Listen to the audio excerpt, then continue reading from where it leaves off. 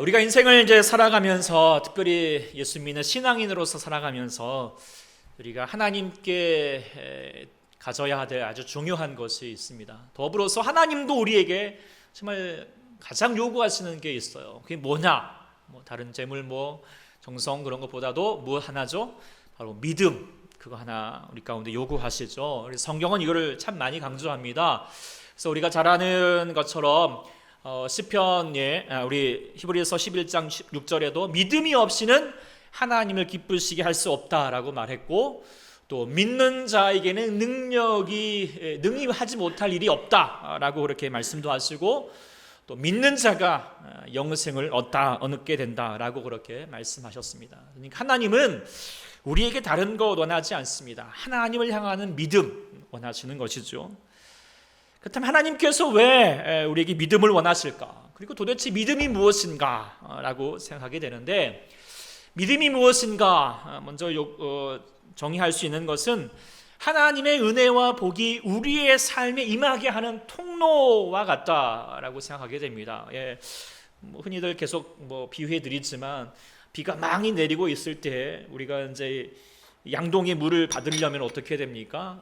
일단은 하늘을 향하여서 나가야겠고 뚜껑을 열어야 되는 것처럼, 우리가 믿음은 하나님 앞에서 바로 서 있는 자세라고 볼 수 있습니다. 그래야지 하나님 복이 우리에게 임하게 되는 것이죠. 또 하나는 믿음은 하나님의 세계로 나아가는 문이다라고 그렇게 볼 수 있습니다. 성경을 이제 자신의 조카에게 쉽게 들려주고 싶어서 소설책으로 썼던 내용이 있어요. C.S. 루이스의 나니아 연대기라고 아마 여러분들 아시겠습니다. 거기 보면은 이 나니아의 세계라고 하는 이 판타지 세계로 들어갈 수 있는 문이 유일하게 하나 있는데, 그건 바로 옷장입니다. 근데 이 옷장이 뭐냐? 이 C.S. 루이스가 설명하기를 바로 믿음이다. 그래서 이 말을 계속 강조해요. 믿고 있느냐? 당신 믿느냐라고 계속 강조하면서 그 옷장 안에 들어가게 되지요. 그런가 하면은 우리가 여러분들 잘 아시지만 혹시 알라딘 영화 보셨는지 모르겠습니다. 이 알라딘 영화를 보면은 이 자스민 공주가 시리에 빠져 있는데 갑자기 이 알라딘이 양탄자를 타고 딱 다가옵니다. 그러니까 이게 이제 신기해가지고 알라딘에게 물었어요. 야, 어떻게 그 위에 떠 있을 수 있는 거죠? 떨어지지 않나요? 위험하지 않아요? 라고 그렇게 물을 때 알라딘이 공주를 이제 양탄자 위에 초대하면서 아주 중요한 대사가 하나가 있어요. 여러분 아십니까? Do you trust me? 당신은 나를 믿나요? 라고 그렇게 말할 때, 그때 이 자스민 공주가 손을 내밀면서 예 라고 하고 그 양탄자 위에 올라타게 되죠. 그러면서 양탄자가 이제는 인도하는 대로 전 세계를 신나게 누우면서 나가게 되는 그림이 나옵니다. 그때 나오게 되는 노래, 유명한 노래가 있죠. 바로 Holy New World. 모르겠다. Holy New World. 가사도 라라라라라 이렇게 아시죠? Whole New World, 전적으로 새로운 세상이 열린다는 겁니다. 어떻게요? 바로 믿음으로 네라고 그렇게 화답하게 될 때, 양탄자에 올라타게 될 때 그 새로운 세상이 열려졌다라고 하는 것이 내용이 담겨져 있는데요. 마찬가지입니다. 우리의 삶에도 정말 우리가 상상할 수 없는 하나님의 은혜와 또 그 역사가 우리 가운데 정말 준비하시고 우리 가운데 펼쳐주시기를 원하셨지만, 우리가 그 하나님의 세계로 들어갈 수 있는 길은 무엇인가? 하나님 앞에 우리 하나님께서 너가 나를 믿느냐? Do you trust me? 나를 믿느냐라고 말할 때 아멘, 내가 믿습니다 라고 응답하게 될 때, 우리는 그 주님 앞에 그 하나님이 원하시는 그 놀라운 whole new world, 하나님의 새로운 세계로 나가게 될 줄 믿습니다. 그렇기 때문에 하나님께서 우리 가운데 무엇을 요구하시는가? 믿음을 요구하시고 믿음을 강조하신다라고 하는 것을 우리가 기억해야 할 것입니다. 우리는 지난 주간에 이제 우리가 출애굽기를 넘어서 시편 말씀을 묵상하게 되었죠. 그리고 이제 오늘 말씀은 우리가 어제 토요일 묵상할 말씀이었습니다. 16편인데요. 제가 원래 16편 말씀을 원래 참 좋아했습니다. 특별히 3절 말씀 있잖아요. 제 가슴에 이제 목회할 때마다 가슴에 이제 새기는 말씀입니다. 땅에 있는 성도는 존귀한 자들이니 나의 모든 즐거움이 그에게들에게 있도다라고 하는 이 말씀, 제 가슴에 품고 있는 참 좋아하는 말씀인데요. 제가 다시 이 말씀을 묵상해 보니까 오늘 우리에게 정말 귀한 말씀이구나, 정말 아는 것을 깨닫게 되어서 여러분들과 함께 이 말씀을 같이 나누고자 하게 되었습니다. 시편을 묵상할 때마다 우리가 먼저 이 시편이 어떤 시지라고 하는 것을 알아야 됩니다. 이 장르를 좀 아는 게 중요한데요. 근데 이 16편은요 좀 애매합니다. 먼저 간단히 보기에는 탄식시라고 볼 수 있습니다. 왜냐하면 1절에 말하기를 주님 나를 지켜주십시오, 내가 주님께 비합니다. 그리고 또 8절 이하에 보면은 정확하게 알 수는 없지만 뭔가 좀 목숨이 위태로운 상황에 있으면서 그래서 하나님께 뭔가 내가 정말 내가 떨리지 않겠습니다, 내가 하나님께만 나를 지켜주십시오 라고 이렇게 탄식하고 있는 내용이 있거든요. 그런데요 이 시편은 다른 탄식시와는 좀 다르게 탄식 내역하는 내용들만 가득 차 있는 것이 아니라 대부분이 그럼에도 불구하고 내가 하나님을 향하여서 믿음을 가집니다 라고 그렇게 믿음의 고백을 올려드리고 있어요. 그래서 이 시를 신뢰의 시라고, 믿음시, 신뢰의 시라고 그렇게 학자들이 분류합니다. 근데 이게 이제 생각하면은 뭐 장르가 뭐냐 이게 하는 게 중요한 것이 아니라 정말 이 시인이 드리고 있는 이 믿음의 고백이야말로 정말 오늘 우리가 드려야 될 믿음이라고 하는 생각을 하게 됩니다. 왜냐하면 믿음이라는 걸 생각해 보면은 믿는다 해도 다 같은 믿음이 아니잖아요. 우리가 믿습니다 말하고 또 믿어주세요 라고 말한다고 그래도 꼭 그런 사람이 어떻습니까? 꼭 발등을 찍는 경험들이 있는 것처럼 정말 믿는다라고 다 믿음이 아니라 믿음에도 진짜가 있고 가짜가 있다라고 하는 것이죠. 그런데 우리 하나님은 우리에게 진짜 믿음을 원하시고요, 진짜 믿음, 참 믿음을 원하시는데 참 믿음이라고 하는 것은 평안할 때, 인생이 잔잔할 때 우리가 증명되는 것이 아니라 어느 때 이 시인처럼 정말 탄식할 수밖에 없는 순간에 하나님 나를 지켜주십시오라고 하는 어떤 위기의 순간에 그 순간에 하나님께 드리는 이 믿음이 진짜 믿음임을 우리가 깨닫게 됩니다. 그럴 때 봤을 때 우리가 오늘 또 이 말씀을 통하여서 오늘 또 우리 돌아보면은 우리가 정말 위기의 순간을 살고 있잖아요. 탄식의 순간을 살고 있지 않습니까? 코로나로 인하여서 일상의 많은 부분들이 무너졌습니다. 경제적으로 힘드신 분들도 많고 또 만나고 싶어도 만날 수도 없고요. 나도 아니면 또 내가 가까운 사람들이 감염된지도 모른다라고 하는 그런 불안감들이 우리 마음 가운데 있고요. 무엇보다도 이때 우리는 교회가 괜시히 사람들에게 지탄의 대상이도 되기도 하고 또 괜히 억울하기도 하고 또 이렇게 같이 함께 모여서 예배 드릴 수도 없는 이 정말 이 힘든 시간들을 보내고 있습니다. 그런데요 사랑하는 여러분들, 이런 때에 여러분들에게 정말 제안드리고 싶은 게 있는 거야. 이게 뭐냐? 이때가 기회입니다. 어떤 기회? 하나님 앞에서 정말 내가 하나님께 정말 나의 참된 믿음을 드립니다. 우리 믿음의 고백을 증명해 드렸으면 참 좋겠다 생각합니다. 그래서 하나님께서 가장 원하시는 것은 믿음인데 그 믿음이 그냥 안개와 같이 그냥 쉽게 사라져버리는 얄팍한 믿음이 아니라 어떤 상황일지라도 나는 하나님을 향하여서 흔들리지 않고 굳건한 믿음을 가지고 나가 하나님께 나아갑니다 라고 하는 것을 드릴 수 있는 저희가 되었으면 좋겠고, 이때가 그럴 수 있는 믿음을 증명할 수 있는 때라고 생각하게 됩니다. 그렇지 않습니까? 물론 쉽지는 않겠지만 정말 우리가 그렇게 이때, 이 어려운 때, 이 위기의 순간에 여러분들이 하나님께 진정한 믿음을 고백하며 우리가 증명할 수 있게 되면 하나님께서 그토록 원하시는 정말 우리가 믿음 하나 구하시는데 그 우리의 믿음을 보시고 하나님께서 응답해 주셔서 우리를 whole new world, 우리 정말 새로운 세계로 하나님께서 인도해 가시고 우리 가운데 그 능력의 삶을 우리 가운데 역사해 주실 줄 믿습니다. 그래서 우리 어렵지만 우리 하나님 아버지 앞에 참된 믿음, 진정한 믿음 참 나타낼 수 있기를 소망합니다. 그럴 때 오늘 이 말씀이 정말 우리가 이 위기의 순간에, 힘든 순간에 참 믿음이 무엇인가라고 하는 것을 오늘 시편의 기자 다윗을 통하여서 분명하게 보여주고 있는데요. 우리가 참 믿음을 가진 자에 드리는 고백, 제가 이제 4가지로 우리가 이제 보게 되는데요. 먼저 첫 번째 같이 한번 읽어보겠습니다. 주 밖에는 나의 복이 없습니다. 주 밖에는 나의 복이 없습니다 라고 하는 이 고백이 정말 참된 믿음의 고백이라는 것입니다. 오늘 본문 2절에 분명히 시인 다윗이 얘기했습니다. 주님은 나의 주님이시오니 주 밖에는 나의 복이 없다라고 그렇게 아뢰고 있습니다. 주밖에 나의 복이 없다. 이 고백이 어떻게 쉬울까요? 어려울까요? 결코 쉽지가 않아요. 그런데요, 쉽지가 않은데도 불구하고 이 고백을 하게 되는 경우는 두 가지 경우가 있다라고 생각하게 됩니다. 먼저는 없음으로부터의 고백입니다. 정말 없기 때문에 쫄딱 망해가지고 아무것도 내가 의지할 수 있는 게 없어요. 그러니까 이제 그러다 정신 차려가지고 그때서야 하나님, 내가 주님밖에 없습니다. 하나님, 날 좀 도와주십시오 라고 말하는 그런 없음으로부터의 고백을 가질 수 있겠죠. 그런데 또 한편으로는 그 반대로 있음으로부터의 고백도 가능할 수 있을 거예요.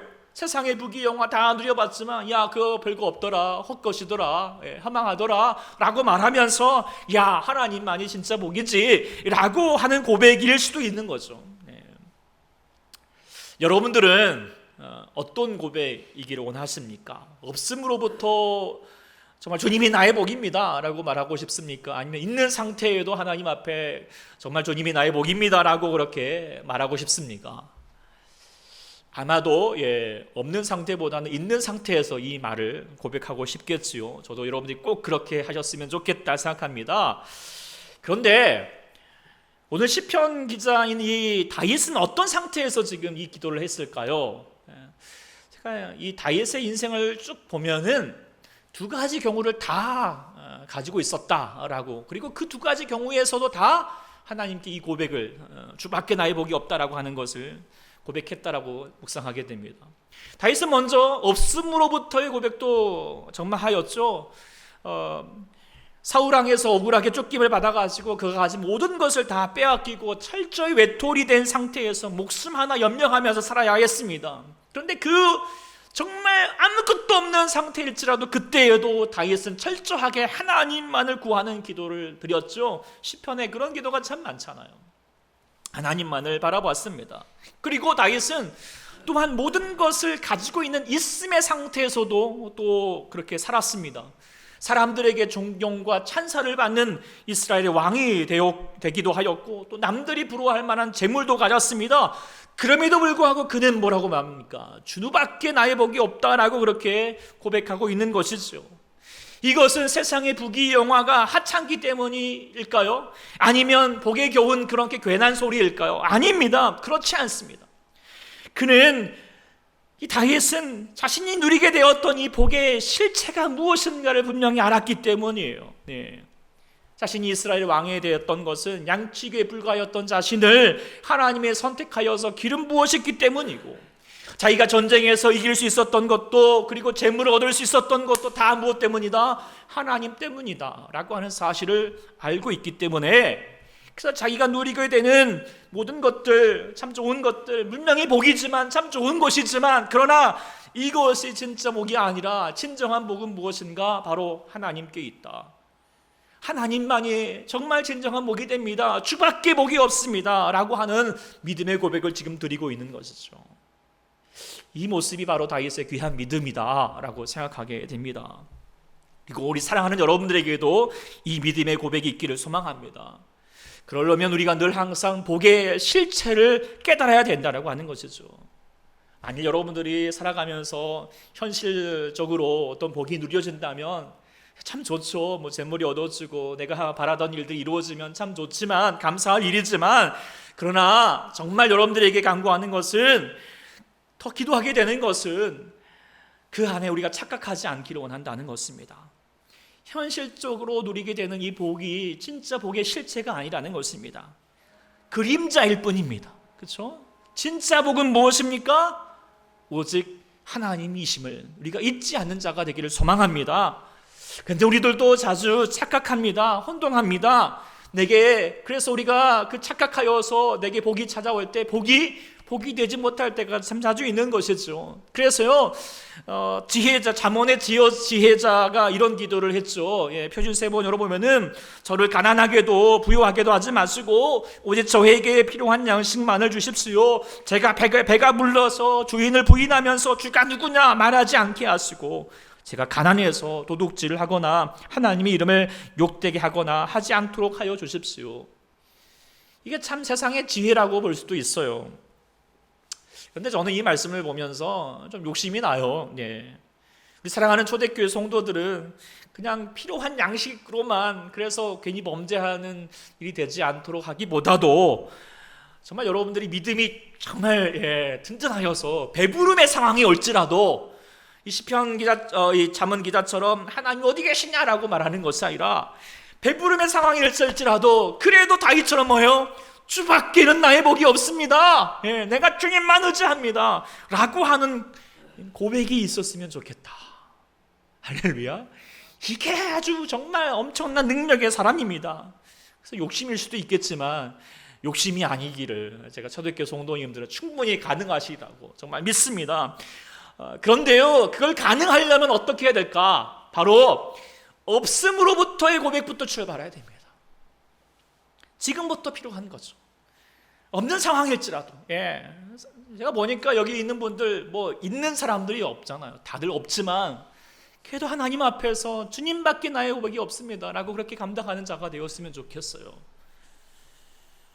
이 얘기를 할까 말까 하다가 그냥 하면은 저기 있지만 하여튼 아이니가 이제 지난주에 자기가 이제 과외를 처음 해갖고 그 받은 다 그 과외비를 다 하나님께 드렸어요. 시켜서 그런 거 아닙니다. 네. 너무 참 귀하고요. 참 그 마음에 하나님이 응답해 주시기라고 생각합니다. 근데 아이뿐만 아니라 여러분들 또 지금 11조를 드리고 또 이런 헌금을 드리는 거 쉽지 않은 줄 압니다. 삶이 넉넉해서 드리는 게 아니잖아요. 그렇게 없음에도 불구하고 오직 하나님만이 나의 복입니다. 주밖에 나의 복이 없습니다 라고 하는 그 믿음으로 드리는 고백인 줄 믿습니다. 그 믿음 변치 않기를 소망합니다. 그리고 그 마음 드릴 때 하나님께서 응답하실 것입니다. 다윗처럼 그래 네가 구하는 그 복, 정말 하나님의 복의 실체가 무엇인가 바로 나이다라고 하는 것을 통하여서 분명히 나타내실 줄 믿습니다. 그래서 여러분들이 모든 순간마다 있으나 없으나 모든 순간마다 주밖에 나의 복이 없습니다 라고 말하는 이 진정한 믿음, 참된 믿음을 가질 수 있는 여러분 모두가 될 수 있길 간절히 축원합니다. 아멘. 두 번째 참된 믿음을 가진 자가 드리는 고백은 뭔가? 성도들은 존귀하고 나의 즐거움이다 라고 하는 고백을 가질 수 있는 것입니다. 3절에 말했죠. 땅에 있는 성도는 존귀한 자들이니 나의 모든 즐거움이 그들에게 있도다. 근데 이 말이 원문으로 보면은 다윗의 말이 아닙니다. 다윗의 말이 아니라 원래는 누구 말이냐? 하나님의 말씀입니다. 하나님이 땅에 있는 성도는 존귀한 자들이다. 나의 모든 즐거움이 그들에게 있도다 라고 하신 하나님의 말씀을 다윗이 그대로 받아들여서 나도 그렇게 되기를 원합니다 라고 하는 내용입니다. 즉 하나님께서 땅의 성도들을 존귀하게 여기시고 그들을 향하여서 모든 즐거움을 갖고 있다라고 하는 것을 다윗이 알고 나도 그 하나님의 마음을 품고 살겠다라고 하는 이 고백을 지금 담고 있는 것이죠. 근데 이 고백이요, 이 하나님의 고백이라고 생각하니까, 하나님의 말씀이라고 생각하니까 정말 눈물나게 감사하면서도요, 또 내가 그렇게 살아야겠다라고 하는 것은요, 정말 굳은 결심이 필요하다라는 것을 깨닫게 돼요. 세경은 그렇습니다. 땅의 성도가 존귀하다. 존귀하다는 말이 히브리 말로 이제 아띠르라고 하는 단어인데 아름답다라는 말도 이렇게 번역이 되기도 합니다. 그런데 여러분 어떻습니까? 사람이 아름답다. 사람이 참 존귀하다. 말 어떻게 동의가 됐습니까? 물론 가끔은 동의가 되죠. 그런데 사람이라는 존재가 실망을 가져줄 때가 많고요. 정말 우리를 어렵게 만들 때가 참 많죠. 사랑하는 자녀들도 이 더운 여름날에 같이 집에 붙어 있으면 어떻습니까? 그냥 속에서 불이 나잖아요. 징글징글합니다. 그러다가도 이제 물론 아름다울 때가 있죠. 어느 때? 잠잘 때. 잠잘 때만 딱 이렇게 아름답습니다. 그런데 남편은 잠잘 때도 꼴 보기 싫죠. 그게 사람의 마음이잖아요. 또 성도들도 마찬가지일 거예요. 저와 여러분들 다 알잖아요. 우리가 뭔 선한 게 있겠습니까? 사람은 아름답다라고 말하기가 쉽지가 않습니다. 근데 사람이 그러한일지라도 다윗이 지금 땅의 성도들은 다 존귀한 자들이다 라고 그렇게 말하는 것은요, 다윗의 마음이 정말 선해가지고 그렇게 바라본 것이 아니에요. 무엇 때문인가? 그것은 하나님에 대한 믿음 때문이에요. 하나님에 대한 믿음 때문에 이 고백을 담을 수 있는 거죠. 왜 그렇습니까? 자신을 경우를 두고 보서라도 아는 것이죠. 다윗도 때로는 연약하고요, 또 비열하였고요. 정말 우리가 아는 것처럼 정말 저질스러운 죄도 지었던 사람이지만 그럼에도 불구하고 그런 자신들 받아주었고요, 용서해 주었고요, 사랑해 주었습니다. 귀하게 여겨주셨습니다. 깨끗하지 않은데도 불구하고 깨끗하게 봐주셨고요, 존귀하지 않은데도 불구하고 존귀하게 봐주셨어요. 그 하나님 앞에서 그래서 다윗이 내가 누구에라고 고백하는 부분들이 참 많이 나옵니다. 그래서 다윗은 늘 항상 하나님의 선하심과 인자하심을 기억하면서 살았어요. 그런데 그 하나님의 그 귀하심을, 인자하심을 자기 자신에게만 적용하지 않았어요. 다른 이들에게도 적용하고 있는 것이지요. 그 하나님께서 행하실 것을 믿고 사는 거예요. 그래서 자신에게 악하게 다가오게 행하고 있는 이 사울 왕도 하나님이 행하실 것을 믿고 맡긴 거예요. 자신이 판단하고 정죄하지 않았습니다. 하나님이 분명히 행하실 것이다. 그리고 뿐만 아니라 사울이 죽은 후에도 그의 손자였던 무비보셋에게도 용서하고 자비를 베풀었고요, 자신을 비방하였던 시므이도, 자신에게 칼을 겨누던 압살롬이나 또 신하 아히도벨에게도 어떻게든지 끝까지 용서하고 선하게 대하려고 했어요. 사람을 귀하게 여겼어요. 왜요? 그들 가운데 계신 하나님을 알기 때문에요. 그들에게 행하실 하나님을 믿기 때문이죠. 그렇기 때문에 그는 다윗은 끝까지 그래, 저 사람도 존귀한 자다, 아름다운 자다, 선한 자다라고 그렇게 믿고 나갔던 것이죠. 우리가 살아가는 순간에도 이 다윗의 마음을 품기를 원합니다. 우리가 살다 보면은 정말 사람이 미울 때가 있잖아요. 실망이 됩니다. 특별히 더 가까운 사람에게 더 그럴 수가 있습니다. 기대가 크면 실망도 큰 법이고, 또 가까웠다 하니까 더 함부로 대하여서 그래서 더 미워버릴 때가 참 많잖아요. 게다가 이 더운 여름날에 뭘 해도 다 짜증나니까 그냥 보고만 있어도 그냥 미울 때가 있겠지요. 또 무엇보다도 자기 자신에게 실망할 때가 참 많잖아요. 왜 나는 이것밖에 안 되나 라고 그렇게 여길 때가 참 많아요. 그때마다 우리가 하나님의 마음을 가졌으면 좋겠습니다. 하나님께서 본문을 통하여서 말씀하십니다. 땅에 있는 성도는 존귀한 자들이니 나의 모든 즐거움이 그들에게 있도다. 그리고 스바냐 선지자를 통하여서도 말씀하시잖아요. 너의 하나님 여호와가 너희 가운데 계시니 그런 구원을 베푸실 전능자이시라. 그가 너로 말미암아 기쁨을 이기지 못하며 너를 잠잠히 사랑하시며 너로 말미암아 즐거이 부르며 기뻐하시리라. 이게 하나님께서 저와 여러분들을 향하신 하나님의 마음이시라는 거, 그거 기억하십시오. 그래서 일단 먼저는 자신을 귀하게 여기셔야 됩니다. 존귀하게 여기십시오. 더불어서 자신뿐만 아니라 다른 이들도 존귀하게 여기셔야 합니다. 왜요? 하나님께는 나도 귀한 만큼 그 사람도 귀하기 때문이겠죠. 물론 사람이 실망스럽지만 그와 함께 하시는, 그 사람과 함께 하시는 하나님은 결코 우리를 실망시킨 적 없으십니다. 실망시키지 않으실 것입니다.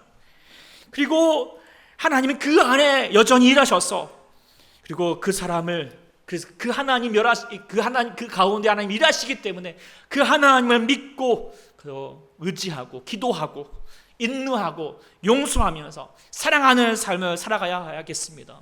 물론 어렵겠지만 이 악물고서라도, 저 사람이 형 미워 죽겠다 할지라도 이 악물고서라도 그래도 당신은 귀합니다. 당신은 아름답습니다. 그래도 나는 당신을 사랑합니다. 알죠? 아시죠? 당신을 사랑합니다 라고 그렇게 그 하나님을 믿는 믿음으로 나아가는 여러분 될 수 있기를 소망합니다. 그게 진짜 믿음이라는 거예요. 참된 믿음이라는 거예요. 교회도 마찬가지예요. 교회도요, 실망할 때가 많죠. 참 요즘 들어서 그럴 때가 참 많지만 교회는 사람이 일하는 곳이 아닙니다. 누가 일하시죠? 하나님이 일하십니다. 그렇다면 하나님을 믿고 교회에 대한 소망을 우리가 버리지 말아야 됩니다. 그리고 존귀하게 보셔야 됩니다. 나의 즐거움을, 나의 자랑을 교회를 향하여서, 하나님의 성도를 향하여서 가는 우리 모두가 될 수 있기를 간절히 소망합니다. 세 번째로 가져야 될 참된 믿음이 무엇인가? 그것은 여호와를 항상 내 앞에 모십니다 라고 하는 고백을 가져야겠습니다. 여호와를 항상 내 앞에 모십니다. 8절 고백이 있어요. 다윗이 뭐라고 말합니까? 내가 여호와를 항상 내 앞에 모시며 그가 나의 오른쪽에 계시다 라고 그렇게 고백하고 있습니다. 하나님의 임재를 항상 느끼고 있는 삶을 다윗이 살고 있는 것이죠. 이 고백의 17장 그 앞에 이제 그 다음 장 17장 말씀에도 8절에도 이렇게 있습니다. 나를 눈동자같이 지키시고 주의 날개 그릇 안에 감추셨다라고 하는 말씀도 하고 있고요. 우리가 잘 아는 23편에도 말했죠. 내가 사망의 음침한 골짜기라도 다닐지라도 해를 두려워하지 않을 것을 무엇 때문에? 주께서 나와 함께 하심이라. 주의 지팡이와 납대기가 나를 안위하시다라고 하는 고백을 담고 있기 때문에, 그래서 다윗은 뭐냐면 늘 자신의 삶 가운데 하나님이 함께 하시다라고 하는 하나님의 임재의식을 가지고 살았습니다. 그래서 이 하나님의 임재의식을 갖고 살았기 때문에 그 가졌던 이 다윗의 은혜가 무엇이었습니까? 뭐로 말합니까? 내가 흔들리지 아니하리로다.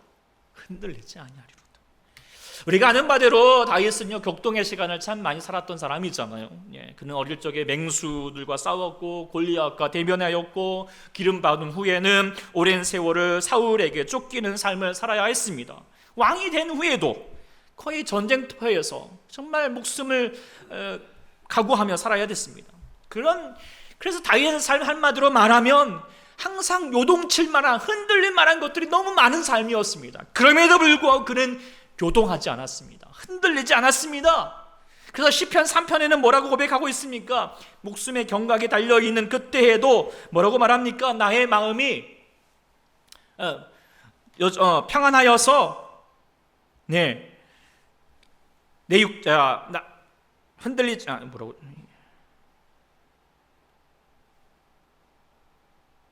넘어가 버렸네요. 죄송합니다. 네, 그 흔들리는 상황에도 나는 평안히 누워서 자고 깰 만큼 마음의 안정을 누렸다라고 말하고 있습니다. 그리고 천만이 나를 애워싸 한들지라도 나는 두려워하지 않는다라고 하는 거예요. 뭐 때문에? 하나님이 나와 함께 하시기 때문에. 하나님의 민재를 아는 자가, 믿고 있는 자의 경험인 것이죠. 사랑하는 여러분에게도 이 은혜가 있기를 소망합니다. 우리의 삶에도 마음이 흔들릴 때가 참 많잖아요. 특히 지금 이 코로나 팬데믹 상황과 이 무더운 여름 날씨 가뜩이나 힘든 삶을 더 막 뒤집고 흔드는 것 같습니다. 근데 이거 뭐 어떻게 해야 되나, 막 잘 감당할 수 있을까라고 하는 염려와 불안이 가득할 때가 있습니다. 그러나 그때마다 사랑하는 여러분들은 상황을 바라보지 마시고 지금 나와 함께 하시는 하나님을 바라볼 수 있는 믿음이 있기를 소망합니다. 그래서 다윗처럼 주님이 여기 계시니, 나와 나의 오른쪽에 계시니, 그래서 토람대오의 삶으로 하나님의 내 앞에 계시기 때문에, 그래서 나는 다 괜찮습니다. 잘 될 것입니다. 괜찮아질 것입니다. 평안히 눕고 자는 은혜가 있기를 소망합니다. 그런데 이 하나님의 임재의식은요 그냥 된 거 아닙니다. 우리가 어떻게 하나님의 임재를 체험할 수 있을까요? 분명히 하나님은 눈에 보이는 존재가 아닙니다. 만져지지도 않습니다. 그러다가 더군다나 이 지금의 시대는 하나님이 계시다라고 하는 것은 어리석고요, 차라리 하나님 계시나 없다라고 말하는 것이 더 지식이 있는 말로 여겨지는 시대에 살고 있습니다. 정말 그렇게 보이니까요. 그런데 이런 시대일지라도 우리가 어떻게 하나님의 계심을 분명히 알 수 있을까요? 그것은요 오직 하나님과 인격적인 만남, 인격적인 교제를 통하여서만 가능합니다. 그래서 다윗도 말하고 있어요. 본문 7절에 뭐라고 말합니까? 나를 흉계하시는 여호와를 송축할지라 밤마다 내 양심이 나를 교훈하도다. 이를 표준 세번역으로 보면 분명히 알 수 있게 되는데, 주께서 날마다 좋은 생각을 주시고 밤마다 나의 마음에 교훈을 주시니 내가 그를 찬양한다라고 고백하는, 무엇입니까? 다윗은 날마다 밤마다 하나님과 인격적인 교제를 가지고 있다는 거예요. 우리가 아는 것처럼 다윗은 누구보다도 기도의 사람이었습니다. 이 무수한 시편들이 다 기도의 내용 아니겠습니까? 그러면서 다윗은 하루를 시작할 때 기도를 시작하였고 하루를 마치면서 기도하였습니다. 하나님과 만났습니다. 그래서 항상 하나님을 모시고 살았습니다. 하나님의 임재를 누렸던 것이지요. 그 하나님의 임재 경건을 통하여서 하나님의 임재를 누리면서 그의 삶 가운데 위험이 닥치고 어려움이 닥칠지라도 흔들리지 않은 은혜를 누렸던 것입니다. 사랑하는 우리도 이 다윗의 모습이 필요한 것입니다. 지금 예배당에 나와서 예배할 수도 없고 찬양할 수도 없고 기도할 수 없는 때이지만 어쩌면 이때야 말지라도 하나님이 우리와 항상 함께 하신다라고 하는 우리의 믿음, 이 고백 증명할 때인 거예요. 비록 지금 아무도 없는 곳에서 예배한다 할지라도, 기도한다 할지라도, 성도들과 함께 있지 않다 할지라도, 홀로 예배할지라도 그곳에 누가 계신다? 하나님이 계신다. 그 하나님을 계신다라고 하는 것을 믿는다면, 그래서 내가 하나님께 사람에게 예배하는 것이, 사람에게 보이려고 예배하는 것이 아닙니다. 나는 예배를 예배하지 않습니다. 오직 나와 함께 하신 그 하나님께 나는 예배합니다 라고 그렇게 진정으로 예배 드릴 수 있다면, 그 믿음 속에서 하나님이 정말 그 예배를 기쁘게 받으실 것이고 그 믿음의 역사, 기도에 응답하실 줄 믿습니다. 그래서 사랑하는 여러분들이 이 믿음의 하나님의 기대를 꼭 이루시기를 소망합니다. 지금 이 예배 가운데 여러분들 사람 앞에서, 영상 앞에서 예배하는 게 아니라 누구 앞에서? 하나님 앞에서 예배하는 것이죠. 꼭 이루시고요, 인격적으로 하나님 만날 수 있는 순간 될 수 있기를 소망합니다. 그리고 더불어서 다윗처럼 매일 여러분 아침마다 저녁마다 하나님께 기도하는 시간, 비록 현장에 우리 예배당에 나와서 예배 못한다 할지라도 그곳에서, 여러분들 있는 곳에서 또 길을 걸어가시면서 행하시면서 하나님 나와 함께 하시죠, 나를 동행하시는 것이죠, 하나님 내가 나를 도와주시는 것이죠 라고 말하면서 늘 항상 주님과 동행하는 삶을 살아갈 수 있는 여러분 될 수 있기를 소망합니다. 그게 참 믿음입니다. 참 믿음 뭐예요? 언제나 항상 내 하나님 앞에 있는 자의 믿음을 갖는 자, 이 모습을 우리 모두 가질 수 있기를 소망합니다. 네 번째로 참 믿음을 가지는 자의 고백은 무엇인가 같이 읽겠습니다. 내 영혼의 구원과 부활을 믿습니다. 아멘. 지금 다윗이 지금 탄식할 수밖에 없는 순간에 고통 가운데 있지만 나는 흔들리지 않는다. 그리고 더 이어서 말하기를 나는 마음도 기쁘고 나는 영도 즐거워한다 라고 그렇게 말하는데요, 그 이유가 뭔가? 그 뒤에서 말하죠. 내 육체가 안전히 산다 라고 하는 이유도 있지만 더 중요한 이유를 10절에 말하고 있어요. 뭐라고 말하고 있습니까? 이는 주께서 내 영혼을 수월해 버리지 아니하시며 주의 거룩한 자를 멸망시키지 아니할 것임이니이다. 표준 세번역으로는 뭐라고 하느냐, 썩게 하지 아니하실 것입니다 라고 하는 믿음을 갖고 있기 때문이에요. 이 말은 뭡니까? 다윗이 단지 현세적인 내 육체가 안전하게 살고 그냥 나는 부귀영화 누리게 된 하나님의 역사입니다 라고 많은 것에 믿음을 드리는 것이 아니라, 하나님은 현세적인 것뿐만 아니라 뭐예요? 다가올 내세적인 그 하나님의 구원도 이루실 분이다 라고 하는 것을 믿고 나아가고 있어요. 다윗이 이런 믿음 있지만, 이 본문에 있지만 사실 이 내용이 사도행전 2장에 베드로가 오순절 설교에서도 다시 언급하고 있습니다.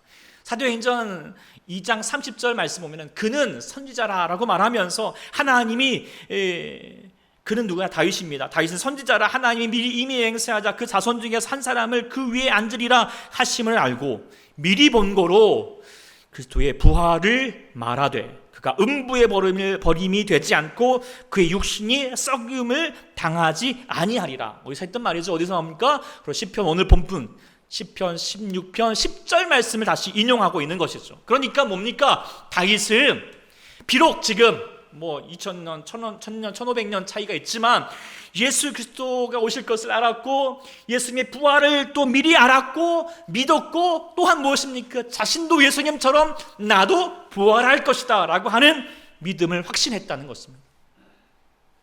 그래서 이 부활에 대한 믿음 때문에 마음이 기쁘고 영도 즐거워하고 흔들리지 않을 뿐만 아니라 10절에는 뭐랍니까? 충만한 기쁨이 있고 영원한 즐거움이 있다라고까지 이야기하고 있습니다.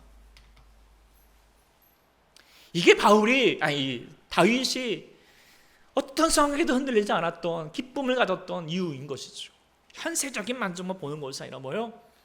다가올 하나님의 나라를 구하면서 사는 삶, 살았던 믿음인 것입니다. 부활에 대한 믿음이에요. 사랑하는 여러분에게도 이 부활의 믿음이 있기를 소망합니다. 아멘. 우리가 때로는 현재의 삶이 고단해지면, 또 이 땅의 삶의 마음이 분주해지면 땅만 모입니다. 그렇죠? 그래서 현세적인 복락과 만족의 마음을 빼앗기기 쉽습니다. 그런데 참된 믿음은요, 이 땅의 즐거움을 구하지 않습니다. 이 땅의 즐거움은 잠깐뿐이다. 그리고 나의 즐거움은 어디 있다? 하늘에 있다. 나의 보안은 어디 있다? 바로 저 천국에 있다. 그리고 나는 저 천국을 향하여서 나아간다. 그리고 이 은혜는 어떻게 이루어지는가? 바로 죽음을 이기시고 부활하신 예수 그리스도를 통하여서 이루어진다라고 하는 그 믿음이죠. 그리고 이 부활의 믿음을 가지고 사는 사람들이 바로 그리스도인입니다. 사도행전의 초대교회에서 많은 사람들이 정말 이 부활의 믿음으로 살았습니다. 살아낸 것이에요.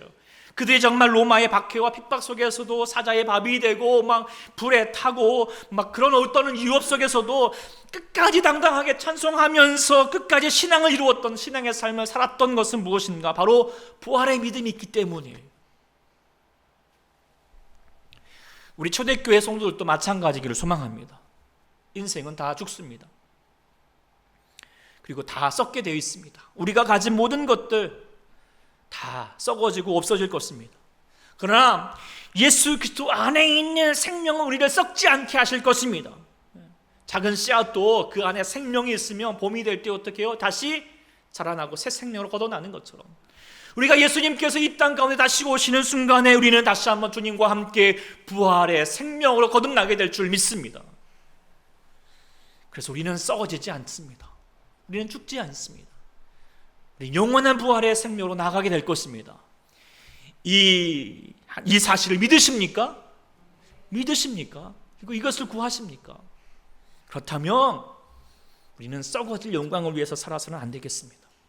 사라질 세상의 것에 욕심을 내거나 부러워하지 마십시오.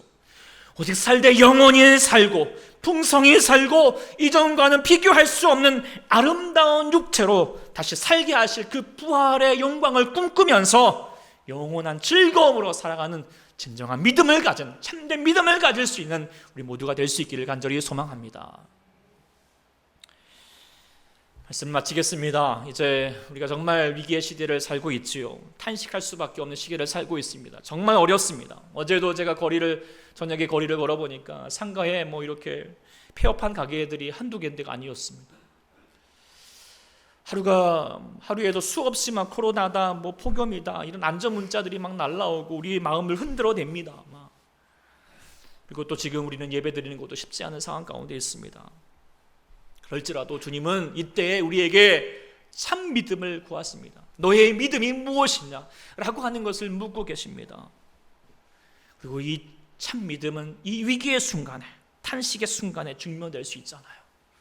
우리 한번 증명해보자는 것입니다. 오늘 다윗처럼 정말 어려운 순간일지라도 하나님 앞에서 기도하고 증명하고 있는 것처럼 오늘 또 우리가 주님 아버지 앞에 그런 믿음을 가질 수 있기를 소망합니다. 4가지였습니다. 첫 번째 뭐였습니까? 주밖에는 나의 복이 없습니다.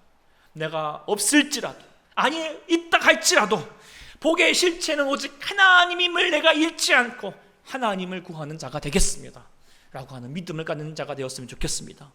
성도는 존귀하고 나의 즐거움입니다. 비록 때로는 여전히 믿고 실망되겠지만 그와 함께 하시는 하나님을 믿고 끝까지 내가 아름답게 여기고 존귀하게 여기고 사랑하며 살겠다라는 그런 믿음의 결단을 갖는 자가 될 수 있기를 소망합니다. 요한을 항상 내 앞에 묻습니다. 보이지 않을지라도 하나님은 여전히 내 안에 나와 함께 하심을 알고 날마다 주님 앞에 주님과 인격적인 교제를 살겠습니다. 교제를 누리며 살겠습니다 라고 다짐할 수 있기를 소망합니다. 그리고 내 영혼의 구원과 부활을 믿습니다. 그래서 썩어질 이 땅의 영광을 구하지 아니하고 부활의 영광, 영원한 즐거움을 위해서 사는 자가 되겠습니다. 그럼 고백, 이게 다시 한번 그렇게 증명하시고 행하시고 가질 수 있는 우리 모두가 될 수 있기를 소망합니다. 하나님께서 우리의 삶을 통하여서 하나님의 놀라운 은혜를 이루어 주실 것입니다. 그것을 붙들고 이제 함께 같이 이 찬양 드렸으면 좋겠습니다. 주 없이 살 수 없네.